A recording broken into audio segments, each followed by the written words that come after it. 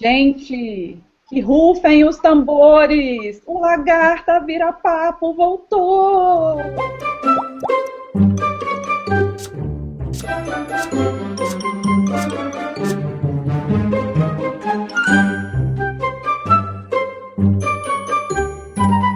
Estamos de volta, estou tão feliz, faz um ano, não vou mais enrolar vocês, agora é mensal, eu prometo, não sou política não, mas eu prometo, eu vou cumprir. E hoje comigo aqui, bom, deixa eu me apresentar, né, vai que tem gente que esqueceu quem eu sou. Eu sou a Andréia, mais conhecida como mãe do Theo e dona da Lola, e eu escrevo no blog Lagarta Vira-Pupa. Aqui eu tenho duas pessoas muito especiais comigo. A nossa convidada do dia, eu vou deixar ela se apresentar, que é a Mari Toneto, que é terapeuta ocupacional. Olá, eu sou Mariana, sou terapeuta ocupacional e trabalho no projeto Amplitude atualmente, já há 2 anos e meio. E é isso, eu estou aqui para responder as perguntas e tirar as dúvidas dentro do possível do nosso tempo. Bem-vinda! Obrigada. E tem outra pessoa muito querida, que já faz parte do nosso time, que de vez em quando está aqui de volta. É uma pessoa que não tem como não gostar dessa pessoa. É a Fausta Cristina, gente.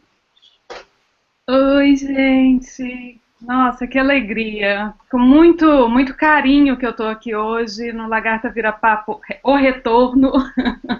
Muito feliz, muito honrada. Estou aqui para somar com a Andréia e receber bem a Mari e também fazer as minhas perguntas, aproveitar e contribuir um pouco. Eu sou mãe da Milena, eu tenho o blog Mundo da Mi há 9 anos, eu sou membro fundadora do Autismo e Vida de Porto Alegre, eu sou pedagoga e psicopedagoga, e é isso. Bom, eu tô até emocionada, gente. Vamos. Olha, recebi muitas perguntas, algumas meio repetidas, então, enfim, a gente deu uma editada. Se a sua pergunta não for respondida, depois a gente vai responder por e-mail, tá? Porque senão a gente acaba estourando muito tempo. Mas para começar, Mari, eu gostaria de saber, a gente tem terapia ocupacional para várias condições e situações. Como que a terapia ocupacional, ela ajuda a criança autista especificamente? Tá. Eu vou falar um pouquinho, primeiro, o que é a terapia ocupacional, porque eu acho que é uma profissão que não é todo mundo que conhece. Então, eu vou primeiro explicar o que é a TO para linkar com o autismo, tá? Tá bom. Então, assim, a terapia ocupacional ela é uma profissão da área da saúde, de nível superior, e o olhar da TO é sobre a realização das atividades humanas, tá? O que são as atividades humanas? São as ocupações que todos nós temos nas nossas vidas. Então, desde as atividades básicas de vida diária, atividades instrumentais de vida diária, algumas ocupações são de acordo com a nossa idade. Então, na infância, tem a questão escolar, tem o brincar. Na adolescência, já tem a parte da escola um pouco mais séria, o vestibular, um trabalho e assim por diante. Então, o nosso olhar vai ser sempre no desempenho ocupacional. E o que acontece? A TO, na nossa graduação, nós nos formamos para trabalhar com pessoas que têm algum tipo de problema, ou por uma questão de uma deficiência, uma condição momentânea ou não, uma condição que pode ser ou desde que nasceu ou a partir de uma fase da vida, uma condição que vai limitar o desempenho ocupacional dela, ou em alguma área ou em várias áreas. Então, pensando nisso, o autismo ele pode sim afetar o desempenho ocupacional da criança em várias áreas ou em algumas. Então, eu vejo a terapia ocupacional como uma profissão muito capacitada para ajudar a criança com autismo. Isso eu estou falando da terapia ocupacional, independente da forma que eu vou fazer a intervenção, né? Então, essa é a linhas da terapia ocupacional, né? Várias abordagens, na verdade, né? Exatamente, existem várias abordagens. Então, assim, a terapia ocupacional, ela com certeza, só pelo olhar dela e pela formação do terapeuta ocupacional, ele tem condição de ajudar a criança com autismo. E claro, atualmente, eu utilizo como forma de intervenção principal, porque eu acho que é um conjunto de conhecimento, a gente aprende um pouco de várias coisas, mas a principal é a terapia de integração sensorial, que atualmente é o que eu faço. Tá? Nós vamos entrar mais profundamente nesse assunto que muito interessa, né, Cris? A Mi, ela começou assim, foi uma das primeiras terapias, ela começou terapia ocupacional com 9 meses, foi maravilhoso.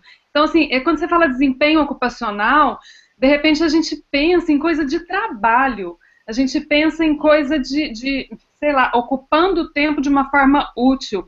E na verdade não é, né? Bem global esse desempenho ocupacional que você está dizendo. Sim, as pessoas confundem muito a palavra ocupação, né? Isso acaba confundindo muito as pessoas sobre o que é a terapia ocupacional. Porque a ocupação é uma coisa que eu gosto, é um hobby. E não, quando a gente fala de ocupação, nós somos feitos, são os papéis que a gente tem na vida que tem ocupações, né? Então, e essas ocupações são diversas. Então, a gente tem muitas tarefas que a gente precisa fazer na nossa vida e a gente tem muitos hobbies também. Isso também entra na terapia ocupacional. E isso é uma coisa super importante de tirar um pouquinho essa dúvida, né? Não é só um hobby, né? A ocupação não é só um hobby. Ô Mari, a Cris falou aí que a Milena começou com 9 meses. Qual a criança mais novinha que você já pegou? Geralmente, qual a idade que se começa a terapia ocupacional? Então, eu já atendi isso com outras populações, porque atualmente eu só trabalho com autismo, mas eu já trabalhei com outras populações, e sim, eu já atendi crianças de 6 meses. Para você ter uma ideia, a terapia ocupacional ela é tão vasta no campo de intervenção dela, que ela pode, que tem terapeuta ocupacional em UTI neonatal. E tem terapeuta ocupacional em casa de longa permanência, e tem terapeuta ocupacional trabalhando com reabilitação física e com saúde mental, porque existem N condições que limitam o desempenho ocupacional.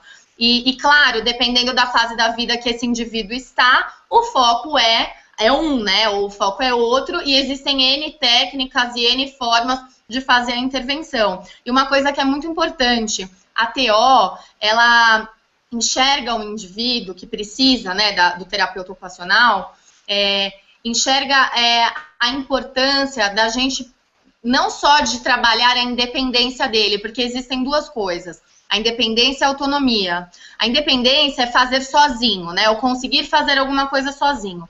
E a autonomia é eu ter a possibilidade de escolher fazer isso que eu quero. Então, assim, eu quero estudar agora, eu quero me trocar, eu quero... Então, assim, não é só o ato de fazer sozinho. Claro, tudo é uma graduação. A gente, às vezes, começa com a independência, mas a ideia é que a criança ou a pessoa que eu estou fazendo tratamento, eu quero a autonomia dela. Eu estou vendo aqui que a gente anotou de falar um pouquinho de transtorno de processamento sensorial. Enfim, quem acompanha a página ou qualquer página de autismo sabe que a criança autista ela tem essa confusão aí dos sentidos, na forma como ela interage com o mundo. Eu queria que você explicasse isso um pouquinho e explicasse para a gente o seguinte: toda criança autista tem transtorno de processamento sensorial? O que é o transtorno de processamento sensorial? Tá. Então, o transtorno de processamento sensorial, ele é, na verdade, assim, o processamento sensorial, ele é a forma que a gente recebe o estímulo vai para o nosso cérebro, ele associa esse estímulo, ele associa com outros estímulos, na verdade com memórias que a gente tem, então eu vou identificar o que é isso, tarará, tarará, e aí eu vou responder para o ambiente alguma coisa de acordo com o que esse estímulo está me pedindo. Então o processamento sensorial, ele é tudo isso. E o transtorno de processamento sensorial, ele pode acontecer em alguma dessas fases. Então, ele pode acontecer numa das primeiras fases, que é a modulação. A modulação é a capacidade que a gente tem de organizar e regular a intensidade, a frequência e a duração do estímulo. Então, por exemplo, e a modulação, então a criança que tem uma dificuldade na modulação são as crianças que têm uma hiperresposta ou uma hiporresposta ou uma busca sensorial. Por quê? Porque vamos supor, uma criança que tem um problema tátil, alguém vai lá e encosta nela, e ela vai lá e dá um murro, porque encostou. Quando o sistema nervoso dela percebe esse toque leve como algo agressivo, é porque na hora que vai modular, uma coisa que pra gente seria tão simples, para eles foi muito rápido, mas a intensidade ele modula de uma outra maneira. A duração daquilo que foi pequeno, mas para ele modula de uma outra maneira. Então você entende que é uma dificuldade na modulação do estímulo, ali na frequência, na questão da duração, da intensidade, ele vai processar isso de uma forma diferente. A gente trazendo para o nosso, Mari, assim, porque muitas vezes fica muito difícil a gente tentar entender por que um toque pode ser tão agressivo. Mas se a gente traz para nossa própria experiência, a gente pode pensar, por exemplo, no barulho do giz no quadro, na lousa, quando faz aquele arranhado, e que para algumas pessoas não tem nenhuma importância, e o professor continua explicando a matéria. Se você é hipersensível, você vai ficar tão irritado com o barulho ali constante daquele giz na lousa, aquilo te dando uma gastura, que você vai esquecer o ambiente, aquilo vai ser uma sobrecarga para você até chegar a hora de você levantar da cadeira e sair da sala. É também um outro exemplo do que assim, a gente mais conhece sem ser autista, né, do que a gente conhece no nosso dia a dia como resposta de modulação, né? Exatamente. E assim, todos nós temos o nosso processamento sensorial e ele é muito individual e particular. Porque todo mundo, eu, por exemplo, não gosto de montanha-russa. O fulano, então eu tenho uma questão aí com o estímulo vestibular. Tem outra pessoa que tem alguma outra coisa, por exemplo, com o giz, uma questão auditiva. A gente não precisa ser autista para ter uma dificuldade de processar alguma coisa. Mas o que é patológico?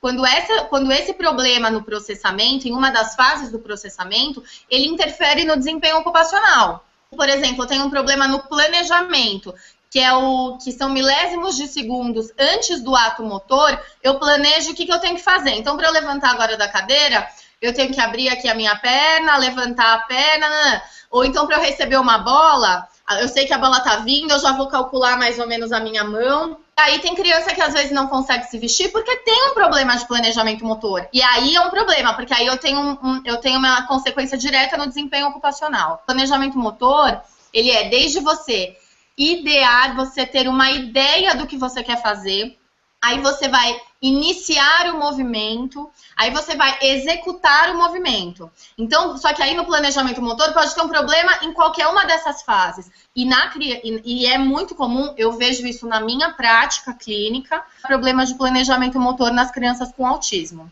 Ô, Mari, eu lembro que quando o Theo começou a terapia ocupacional lá com vocês, uma das primeiras coisas que vocês ensinaram a ele foi aprender a cair. O Theo não sabia cair. Você lembra disso?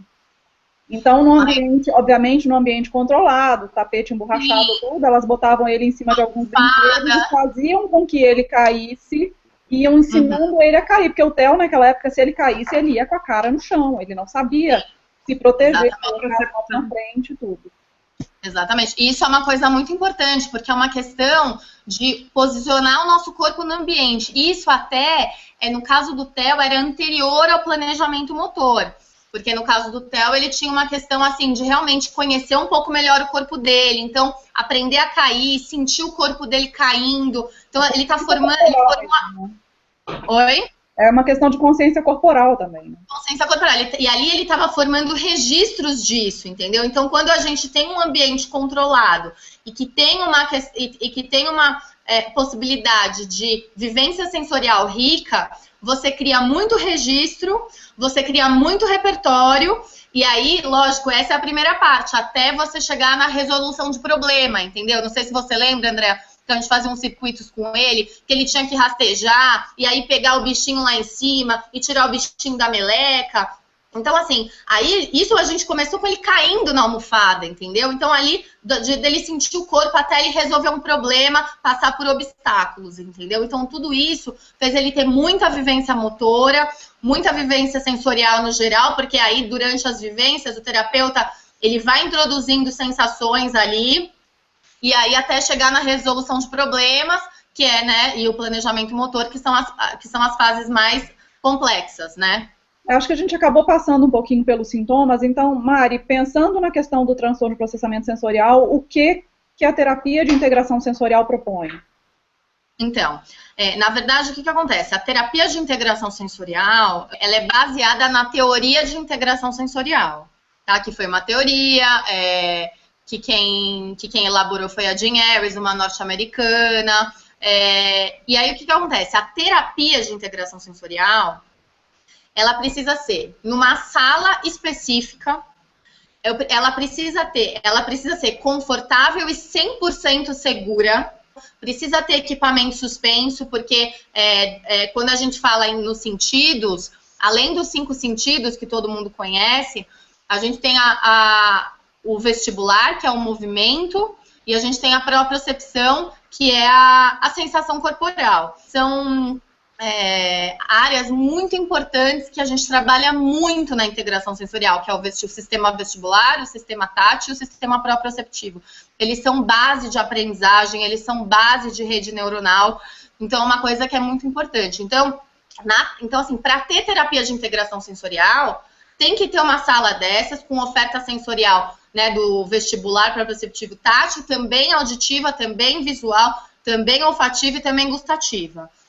Claro que a parte gustativa e olfativa, ela acaba às vezes sendo um pouco mais limitada, mas enfim, então é uma sala que precisa ter isso, porque o que vai acontecer? É uma sala que precisa gerar uma motivação intrínseca na criança. Então, quando ela entra na sala, é uma sala que a criança tem que querer ficar lá, entendeu?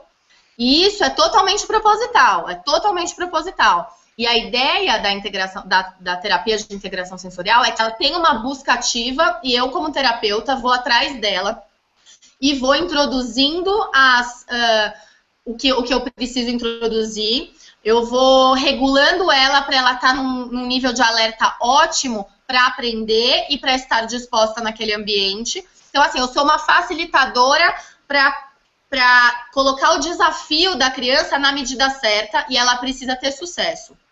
Com a criança com autismo, às vezes a gente precisa adaptar um pouco esses princípios. Não é sempre que eu tenho uma criança com autismo na minha sala que quer estar na minha sala. Às vezes ela não quer. Às vezes ela quer um brinquedo que está dentro do armário e ficar com esse brinquedo. E isso pode ter milhares de motivos, desde uma questão sensorial específica até a própria inflexibilidade do autismo. Né, eu não ser um ambiente novo, eu não querer esse ambiente, eu não me interessar por ele nem por mim, né? Então, assim, aí tem vários, aí a gente acaba adaptando em alguns momentos e muitas vezes é uma adaptação temporária para que futuramente a criança tenha uma busca ativa. E a gente tem que ter uma visão muito detalhada do que essa criança está buscando. Por exemplo, se ela vai no meu armário e quer um brinquedo específico, eu tenho que tentar entender sensorialmente o que esse brinquedo está dando, porque às vezes a sensação principal dessa brincadeira dela pode ser minha porta de entrada com ela, entendeu? Qualquer terapeuta ocupacional pode aplicar a integração sensorial? É só terapeuta ocupacional? Como funciona isso? Então, até determinado momento nos Estados Unidos, eu não vou saber falar exatamente o ano, era só terapeuta ocupacional. Atualmente, nos Estados Unidos, e eu vou falar especificamente de lá, porque foi lá que foi desenvolvida a teoria, e é lá que a gente tem os principais estudiosos, e tudo acaba saindo de lá, especialmente. Atualmente, físio e fono também podem fazer a certificação de integração sensorial. A certificação chegou aqui no Brasil faz aproximadamente 3 anos, tem 2 lugares aqui que dão a certificação, os professores vêm lá dos Estados Unidos, é exatamente a mesma certificação que é feita fora, é feita aqui.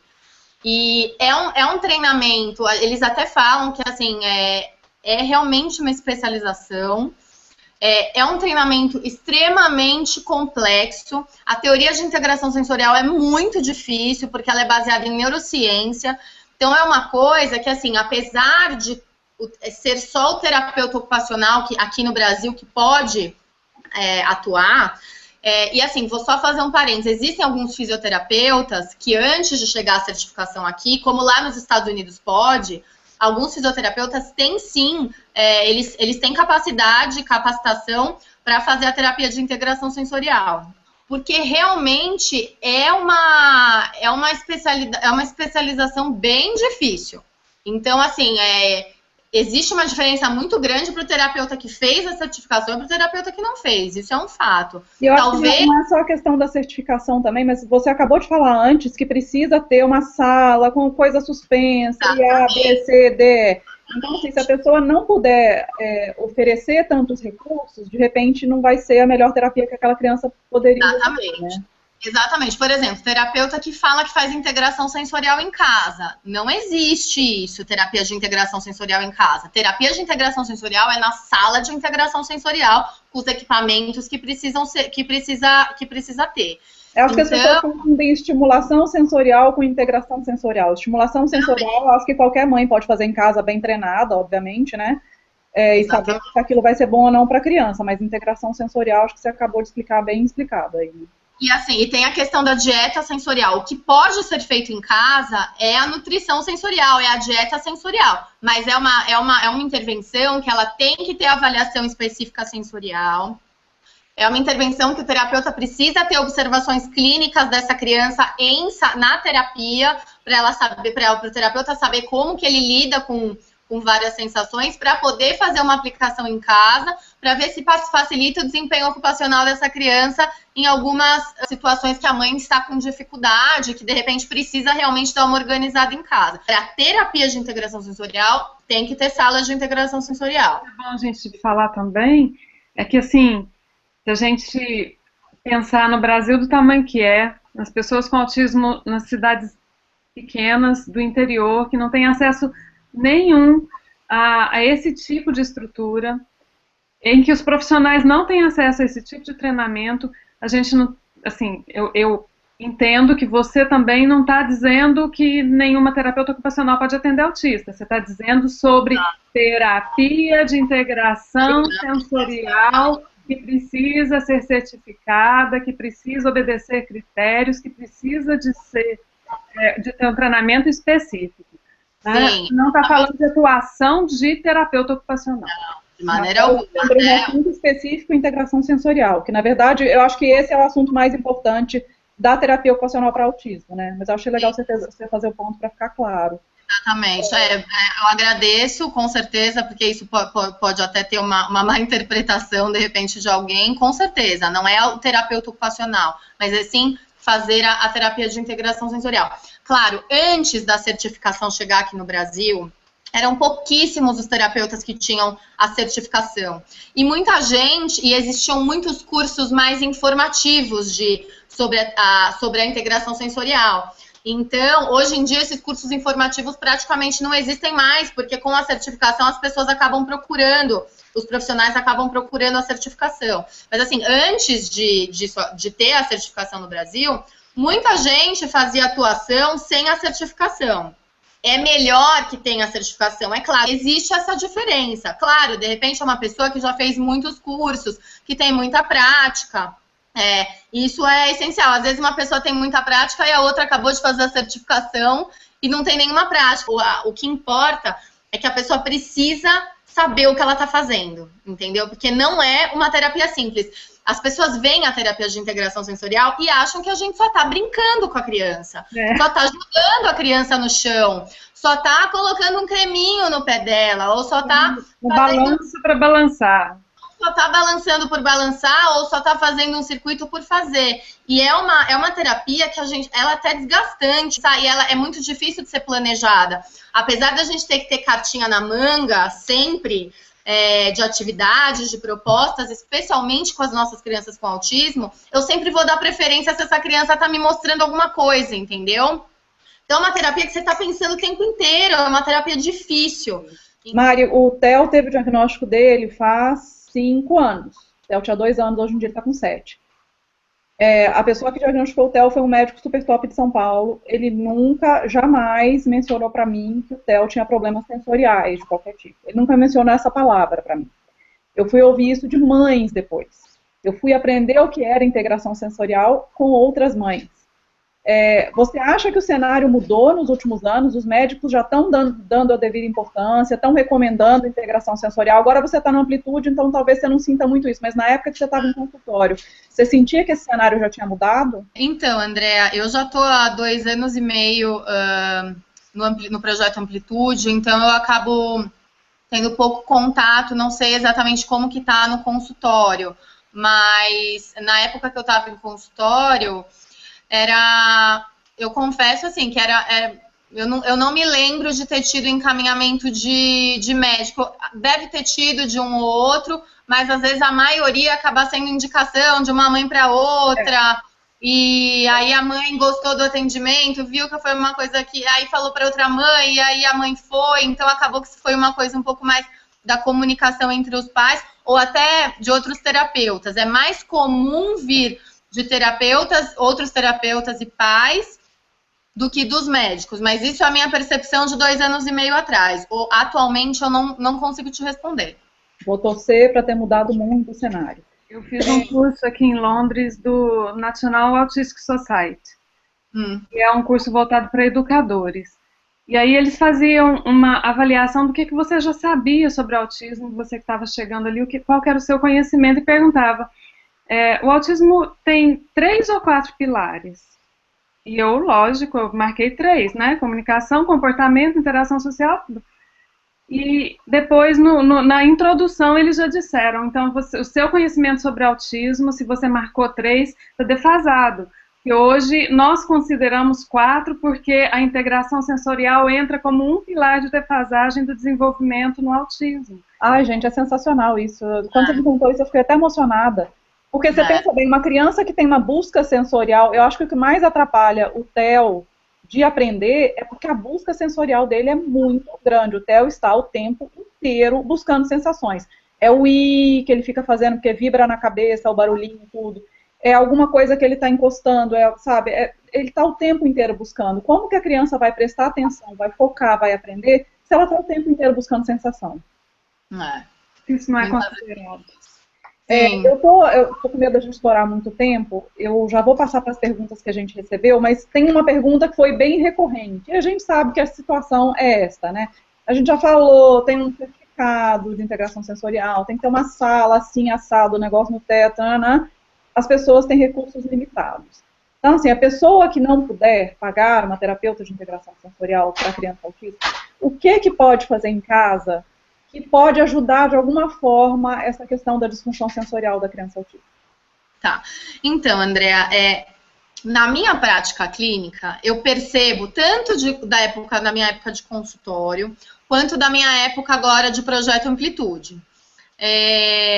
Os pais acabam tendo uma busca muito grande em cima de terapias, e eu sinto que muitas vezes eles acabam esquecendo de situações que as crianças típicas acabam vivendo no dia a dia e acabam, por uma questão de terapia e aprender e terapia, acabam esquecendo.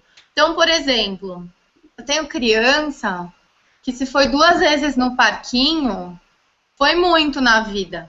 Entendeu? Então, o que, por exemplo, eu sugiro? Como realmente não dá para fazer a terapia de integração sensorial em casa. É impossível. Porque dentro de casa a gente tem um recurso sensorial limitado, é óbvio. Agora, uma criança que consegue ir num parque, que o pai consegue colocar dentro da rotina, e eu tô falando um parquinho, tô falando da pracinha perto de casa, entendeu? Não tô falando de um parque que tem que pagar. Tô falando assim, tem um parque perto de casa, tem gente que mora em prédio, tem um parquinho embaixo. Então, eu acho assim, realmente eu não costumo me levar meu filho.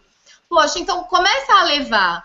Mas o meu filho não vai, de jeito nenhum. Precisa perceber se a criança tem medo, realmente, é uma questão de medo, ou se é uma questão de falta de costume e de falta de interesse.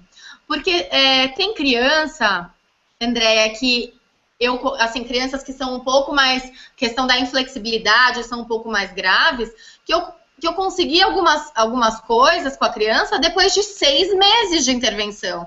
Então não adianta levar 1 vez, 2 vezes e falar que... Oi? E desistir. E desistir. Certo, desistir. Exatamente. Então, assim, tem que ter um pouquinho de persistência, de sentar lá na balança e mostrar, tentar colocar a criança. Se a criança não tiver medo, e assim, medo mesmo da mãe, a mãe dá para perceber se é um pouco de mania, um pouco de birra, uma situação ali que ela realmente não quer e tá fazendo alguma coisa para se livrar disso, ou se ela tem medo. O pai e a mãe conseguem perceber isso, se a criança tem medo. Se ela tem medo, não é para forçar. Agora, se não, persistam, entendeu? Tentam fazer disso, porque ela vai ter uma oportunidade sensorial ali no parquinho que ela não vai ter dentro de casa. Não tem jeito. Andar na areia, também tem criança que se incomoda, por exemplo, com sujar. Mas tem criança que não. Tem criança que a família se incomoda em sujar. Então, e sujar é uma coisa, se sujar de areia, se sujar de tinta, se sujar de seja lá o que for, é uma coisa que são brincadeiras que podem ser feitas, de repente, de final de semana. A família pode ter um cantinho da bagunça em casa, então vai brincar, passa tinta, carimba no papel, e na hora de comer também poder comer coisas que se sujem e tudo bem ali naquele momento. Tudo isso a gente oferecer vivência sensorial para a criança. Então, eu não estou falando aí, claro, tem uma função terapêutica? Não, porque pai e mãe, na minha opinião, não tem que ter função terapêutica, a não ser que seja, de repente, uma aquisição de uma habilidade muito importante que a família precisa realmente fazer alguma coisa em casa. Mas nesse caso, eu não vou falar para a mãe tratar a criança, entendeu? É impossível isso. Mas aumentar a vivência terapêutica, a vivência sensorial, é possível. Então, por exemplo, fazer um cantinho em casa, um cantinho da cabana. Então, assim, e a cabana, não precisa comprar a cabana. Faz lá, pega 2 cadeiras, bota um lençol em cima, bota umas almofadas e que ali seja um cantinho, porque assim, todo espaço contido é uma possibilidade, aumenta, quando a gente aumenta o contorno do nosso corpo, a gente tem maior informação proprioceptiva do nosso corpo, e normalmente a propriocepção é uma sensação que acalma, normalmente é uma sensação que ela é muito usada pelos terapeutas para ajudar a criança. Então, de repente, ter o cantinho da cabana, ter o cantinho da sujeira. Vamos supor que é uma família que tem um pouquinho mais de condição.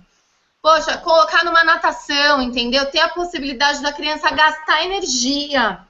Ou se é um adolescente, vai fazer esteira, entendeu? Vai em algum lugar, hoje em dia tem até esses parques que são para terceira idade, que dá para realmente se movimentar. Não é fácil, eu não estou falando que é uma coisa que eu vou levar, ele vai querer fazer, nem nada disso. Mas são opções que dá para pensar, entendeu? De repente que seja, leva a primeira vez, fica 1 minuto, leva a segunda vez, fica 2 minutos, mas não desista, porque é muito comum, como a criança com autismo, às vezes ela não dá uma resposta rápida pra gente, é comum os pais ficarem, desistirem de alguma coisa. Então, assim, eu persistiria, a não ser que a criança mostre um medo muito grande de alguma coisa, um incômodo muito grande. Tem criança que às vezes tem uma aversão, que pode vomitar, que pode passar mal. Esse tipo de reação realmente é para tomar cuidado. Mas se você percebe que o seu filho realmente é uma questão mais de inflexibilidade, persista. Porque eu acho que vale a pena incrementar sensorialmente essa vida.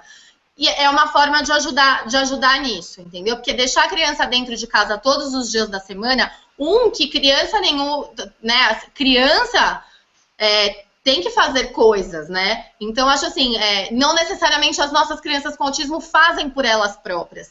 Então, a gente precisa estimular esses momentos, entendeu? Que é um momento de realmente fazer alguma coisa diferente com o incremento sensorial que em casa não tem. E uma das coisas que eu acho mais importante, assim, a gente ter em mente é que eles precisam de modelo, né? A gente tem que dar modelo. Então, você levou ele no parquinho, ele não quis participar. Vai lá, trepa no negócio do ou então escorrega, ou então balança e fala, ai, que delícia, eu adorei. Então tá, você não quis, tudo bem, vamos embora, semana que vem a gente volta. Mas eu escorreguei, foi muito bom, e olha só, não importa se você tá perdendo o mico, você é a única adulta ali na pracinha, e o povo vai falar, Luca. Mas não coisa que acontece com os pais. Pai e mãe de autista não dá modelo. Né? Agora, se você tem uma criança, que a criança é referência também, levar junto, deixa a criança brincar um pouquinho, mas tem que dar modelo. Não dá para você chegar e falar assim, então, vai lá brincar, e você ficar quietinho lá no cantinho da pracinha. Exatamente. Claro, isso pode acontecer de repente no futuro, ser um momento que você vai lá ler sua revista, mas talvez não seja no começo. Né? No começo talvez precise um pouco de você, né, dos pais, dos familiares, de um primo para ajudar, para realmente dar um modelo. Isso, realmente dar o modelo é muito importante, até pensando da parte do planejamento motor. Quando você olha, imagina, sei lá, você está numa aula de pilates, aí o professor... uma coisa é ele ir falando para você fazer o exercício e outra coisa é ele mostrar para você antes e depois você fazer. Quando você vê antes, o seu planejamento motor é muito mais fácil de acontecer. Quando ele está falando, levanta o bumbum, levanta a perna, você não sabe quanto tempo, você não sabe exatamente, você não sabe se você vai conseguir ter força para fazer alguma coisa. Então, o modelo ele é importante para a criança com autismo por outros motivos e por esse também, pela questão do planejamento. E às vezes ir lá e realmente colocar a criança, dar aquele start, entendeu? As crianças às vezes precisam de um start para começar. Gente, vamos passar para as perguntas aqui, porque eu estou meio preocupada com o tempo. Bom, primeira pergunta é da Jane. Meu filho iniciou terapia ocupacional há 6 meses, entretanto, o trabalho realizado atualmente é mais com ele parado, focando na atenção. Há um período certo para iniciar o trabalho de integração sensorial? Quando a criança não tem nenhuma lesão, nem paralisia, esse tipo de trabalho traz ganhos motores tanto quanto a fisioterapia, ou é melhor a combinação das duas terapias? Vamos lá, primeira pergunta. Não tem um período certo para começar a integração sensorial. Quanto antes, melhor. Como todas as terapias, quanto antes a gente começar, melhor, principalmente pela questão da neuroplasticidade. Até os 3 anos, a criança tem uma possibilidade maior de neuroplasticidade. A gente tem a vida inteira, mas até os 3 anos é um boom, que é a capacidade do cérebro de se adaptar, de criar novas redes. Então, quanto antes, melhor. Não tem idade, não. E com relação aos ganhos motores, sim, a terapia de integração sensorial, ela sempre vai visar controle motor, e assim, pela própria dinâmica de conseguir fazer, né, de fazer algumas coisas, de escalar, de rastejar, a criança vai tendo um fortalecimento muscular, a criança vai, se ela tem uma questão de tônus, um problema, um tônus baixo, ela vai melhorar um pouco o tônus dela. Então, assim, ela vai ter uma melhora no quadro motor. Eu indicaria um fisioterapeuta se a criança realmente tiver um problema, por exemplo, na locomoção, um problema músculo-esquelético, alguma coisa um pouco mais específica. Agora, caso contrário, o terapeuta ocupacional que faz a integração sensorial, nesse caso, né, tô falando da criança com autismo, realmente ele vai ter ganhos motores sim, e a não ser também que esse fisioterapeuta trabalhe com integração sensorial, e aí também é uma coisa viável, mas assim, necessidade de ter uma terapia junta, eu não vejo. Teria que, de repente, analisar um pouco melhor esse caso. Vamos para a próxima aqui, que é a Adriana. Há meios de medir a evolução da criança na terapia ocupacional? Porque a gente sabe que o ABA tem toda aquela tabelinha. Nananana. Como que se faz isso na terapia ocupacional? Existe isso? Então, existem, na terapia ocupacional, existe milhares de avaliações, mas a gente tem um problema muito grande, que é avaliações traduzidas e padronizadas para a cultura brasileira. Então, a gente realmente tem um problema com isso. Existe uma avaliação que chama PED, que é uma avaliação que ela avalia autocuidado, função motora e função social, que é uma avaliação que eu gosto muito e ela mostra exatamente a evolução da criança. Não é uma avaliação que se considera questões comportamentais, mas é uma avaliação que aí o terapeuta tem que saber se às vezes existe alguma tarefa ali que a criança não faz por um problema comportamental. Mas essa é uma avaliação que eu gosto muito. Agora, com relação às avaliações de integração sensorial, a gente não tem avaliação traduzida e padronizada para a cultura brasileira. A gente usa realmente porque precisa, não tem jeito, a gente precisa dessas avaliações. Nós temos um perfil sensorial, a gente tem um padrão de funcionamento. E ao longo da vida, conforme a gente vai amadurecendo, a gente vai criando estratégias para lidar com as nossas questões sensoriais. Durante a terapia de integração sensorial, a criança que tem realmente um problema, a gente vai ajudar ela a ter estratégias para melhorar. Então, só que, por exemplo, se eu aplicar uma avaliação de um perfil sensorial hoje e um perfil daqui um tempo, é muito difícil, elas não são comparativas, não necessariamente isso vai mudar, porque o perfil é o perfil. O que vai mudar, o que a gente tem que avaliar é o desempenho ocupacional. Então, por exemplo, uma criança que começa a terapia e não vai no parquinho de jeito nenhum, ou então não vai na praia, não pisa na areia. E depois de um tempo de intervenção, a criança começa a participar disso na família, começa a ir para casa de praia da família e vai na praia e tudo bem. Então, assim, nesse quesito eu consigo, não é uma avaliação quantitativa, não consigo mensurar nesse ponto, mas pelo desempenho ocupacional, que é a queixa que a família traz, eu consigo ver uma melhora qualitativa. Agora, realmente, na integração sensorial não existe isso de registro. Isso não existe, tá? De registrar comportamento, não sei o quê, não existe mesmo. Bom, vamos para a próxima aqui, que aliás foram algumas pessoas que mandaram essa, só coloquei a da Elaine. Ela tem um filho autista de 3 anos e meio e ela falou que ele tem problema com a alimentação. Alimentos moles e molhados ele tem nojo, a única fruta que ele come é banana. Como que geralmente se lida com essa questão da alimentação que está ligada ao sensorial? Então, Andrea, todas as questões com alimentação são sempre questões muito complexas.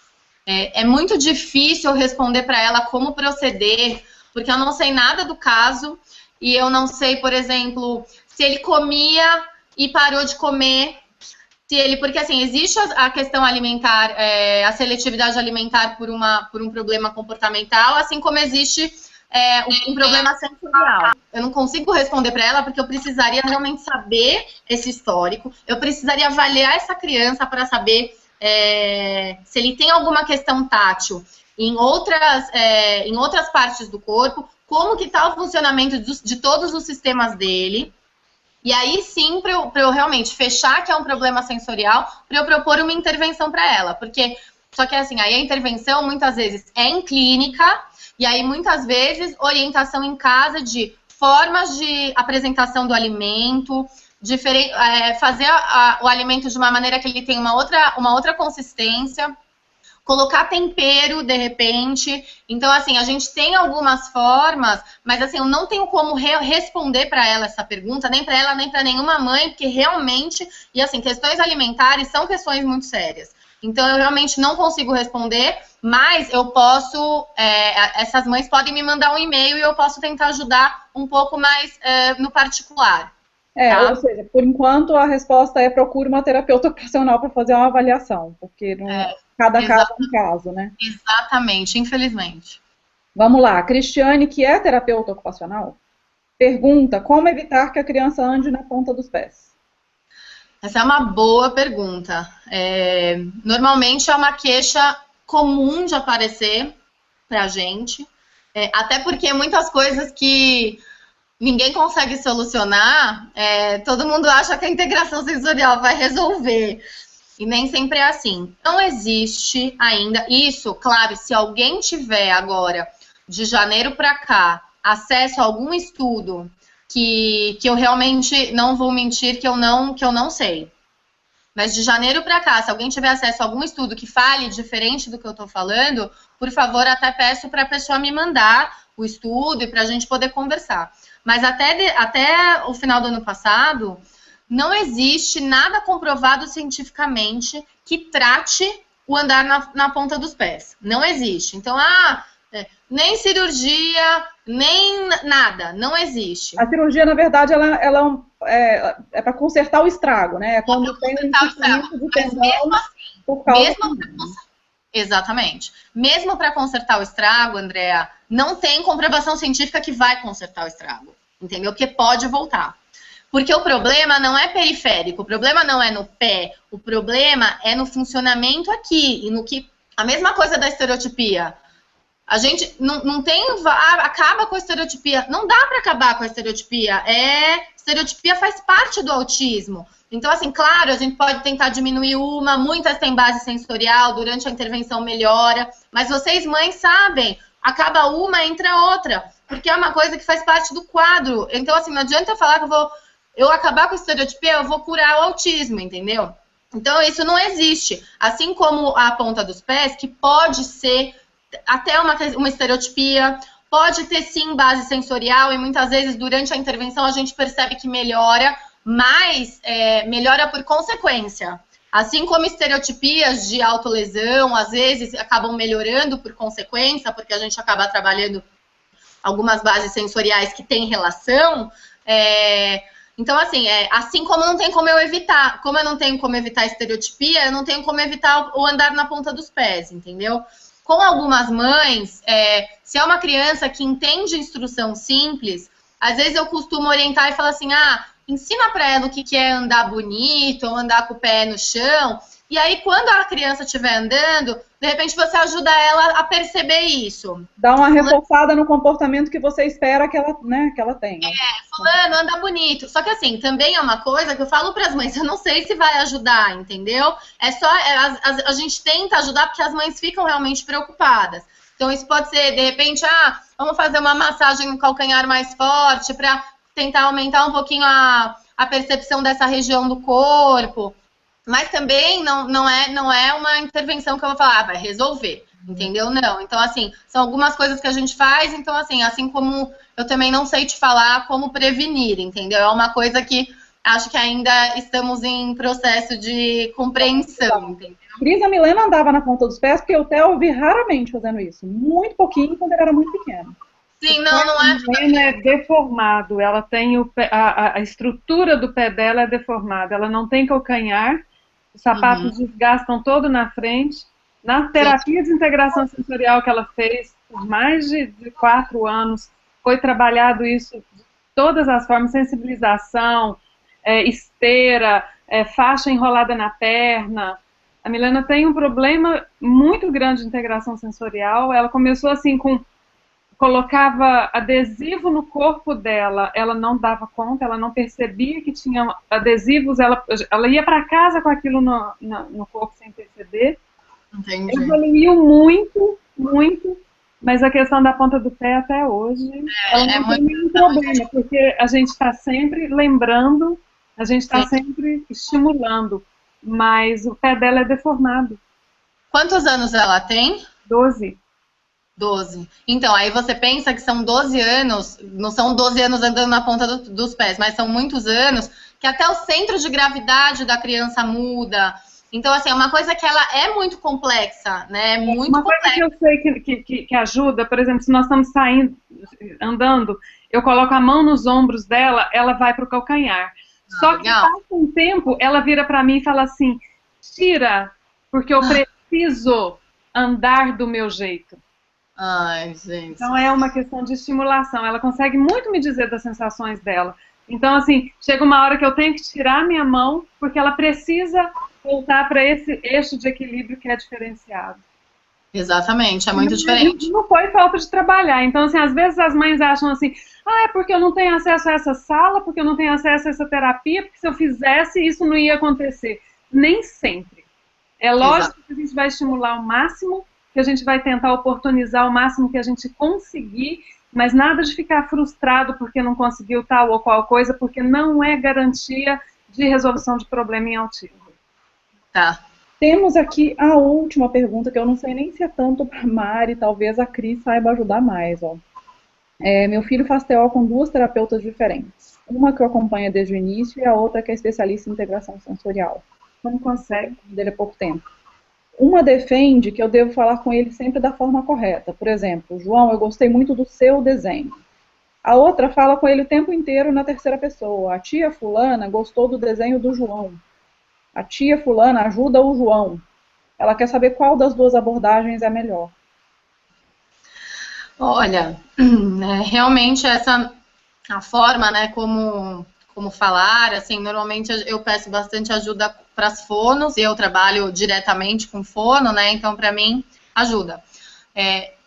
Pelo que eu sei, pelo que a gente faz lá na ONG, é assim, as crianças verbais com autismo, é comum acontecer a inversão pronominal, né? Então, assim, a criança ter dificuldade do o que é minha e sua e minha, eu, você. Então, assim, a gente normalmente fala na primeira pessoa, né? Então, eu gostei do que você fez, vai lá e pega pra mim. Eu acho assim, quando a gente fala com criança, é comum a gente falar, vem aqui com a tia Mari. É comum a gente acabar falando em terceira pessoa e não em primeira. Mas, assim, eu orientaria, de repente, nessa situação, a falar na primeira pessoa mesmo, para tentar ajudar a não acontecer a inversão pronominal, que é uma coisa que pode acontecer. O que você acha, Cris? Então, a gente tem que dar modelo. Então, não tem, né? Você não fala, a Andréia vai querer vir aqui, a Andréia vai querer falar agora, a Andréia, a gente fala você, então a gente tem que dar esse modelo, porque, agora, eu acho interessante porque é um problema de imitação, né? Alguns pais dizem assim, o meu filho não tem problema nenhum, ele imita muito bem, e ele faz essa inversão pronominal. Imitação não é você fazer exatamente o que o outro está fazendo, é você usar o recurso que o outro usa para sobreviver, para fazer as coisas para ele, e você aprender a usar com ele, e fazer como ele faz. E a pessoa com autismo, ela faz, muitas vezes, repete atos, mas ela não consegue se apropriar desse conhecimento através da imitação. Então, ela não consegue ver o outro dizendo, isso é para você, e ela trazer para a realidade dela. Então, a mãe precisa mesmo fazer isso. Eu gosto muito, quando eu vejo a Marie, por exemplo, que é uma referência importante para mim, quando ela chega por trás da criança e diz, é você que quer, você vai pedir para sua mãe. Ela traz aqui a mão dela e traz a mão da criança para você.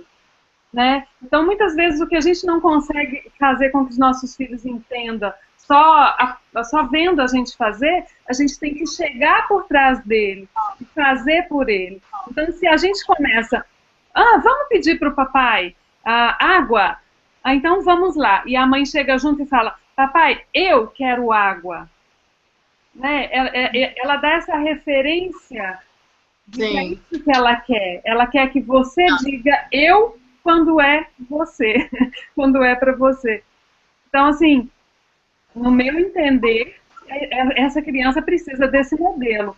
Agora, a gente também não vai dizer que a outra pessoa está agindo errado, né? A pessoa está agindo com o coração, já tem tanto tempo que está atendendo a criança, de repente ela não se tocou, ela está sendo maternal com o paciente dela. Né? Exatamente. Eu faço isso muito com o Theo, na verdade, eu acho que por ele ser não verbal, a gente acaba fazendo muito baby talking com ele, sabe aquela coisa? O Theo não quer, o Theo tá, então...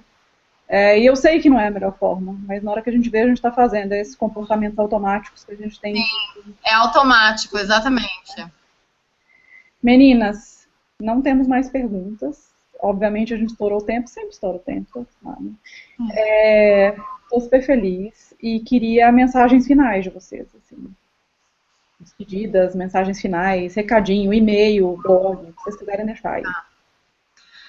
Eu quero agradecer imensamente a oportunidade da Andréa, o convite, eu fiquei muito feliz. Acho que é um assunto que as pessoas têm muita dúvida, então é uma oportunidade realmente as pessoas conhecerem um pouquinho mais, está longe, né, de saber muito, de passar tudo, porque realmente é muita coisa, mas espero que eu tenha ajudado um pouquinho as mães. Agradecer esse bate-papo, conhecer a Fausta, foi ótimo, adorei a nossa conversa, muito obrigada. Para quem tiver alguma dúvida e quiser conversar comigo, de repente conversar um pouco melhor sobre o caso, para eu poder ajudar mais, o meu e-mail é matoneto, matonetto@gmail.com. Tá bom? E aí a gente pode conversar, se tiver alguma mãe que precisar de mais auxílio, de mais suporte numa questão mais específica. E é isso aí, obrigada. Um beijo. Obrigada a você, Mário. Super obrigada. Cris, mensagem de despedida. Super obrigada pelo convite. Eu já te falei o tanto que eu fico honrada de estar aqui ocupando esse espaço. Quero agradecer a todo mundo que tá ouvindo. E, assim, eu vi lá na timeline da Andréia, do Lagarta Vira Culpa, o tanto de gente que colocou que está com diagnóstico recente, que acabou de receber diagnóstico, está perdido, e que não ia perder o Lagarta Vira Papo por isso. Eu queria dizer para você, mãe, pai, familiar, que talvez você não veja muito sentido em tudo isso que você está escutando agora.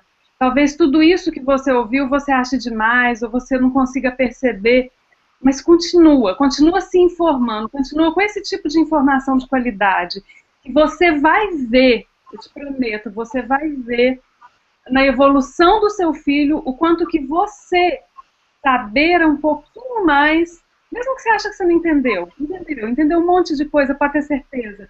Saber um pouquinho mais sobre autismo, sobre integração sensorial, sobre aba, sobre o que for, vai fazer diferença no seu jeito de lidar com o autismo do seu filho e também no seu jeito de lidar com o seu filho. Então não desiste não, continua procurando muita informação de qualidade, a Andréia é um excelente canal para isso.